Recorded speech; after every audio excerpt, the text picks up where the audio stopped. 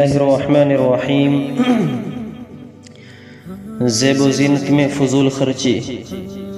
زیب و زینت کیجیے اور ضرور کیجیے، لیکن اس میں اتنا بھی حد سے آگے نہ بڑھیے کہ اپنے بجٹ کا بھی خیال نہ رہے اور اپنے والدین یا اپنے شوہر کے خون پسینے کی کمائی کو بے دردی سے ضائع کرے اور نئے سے نئے فیشن کے کپڑے اور مہنگے سے مہنگے زیورات کم از کم ایسے حالات میں تو استعمال نہ کرے جبکہ آپ کی دیگر مسلمان بہنیں سوکھی روٹی کے لیے بھی ترس رہی ہوں۔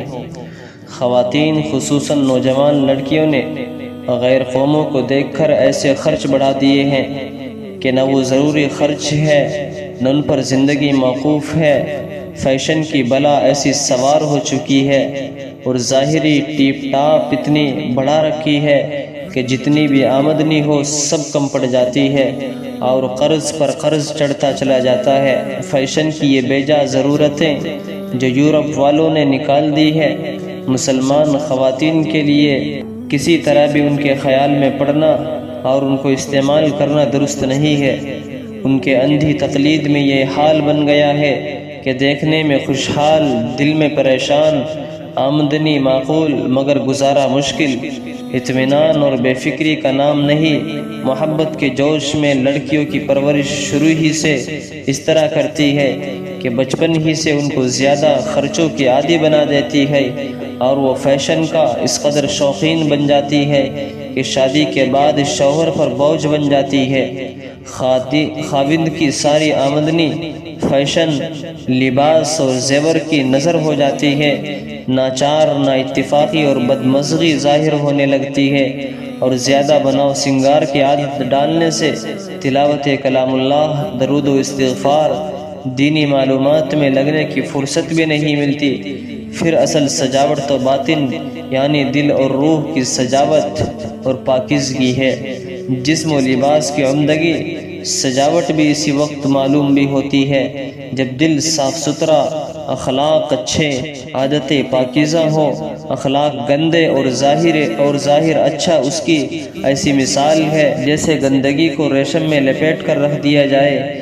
یہ بھی سمجھنا چاہیے کہ ضرورت اس کو کہتے ہیں جس کے بغیر زندگی دوبر ہو جائے۔ خوب سمجھ لیجئے اور اپنے اخراجات کا جائزہ لے لیجئے۔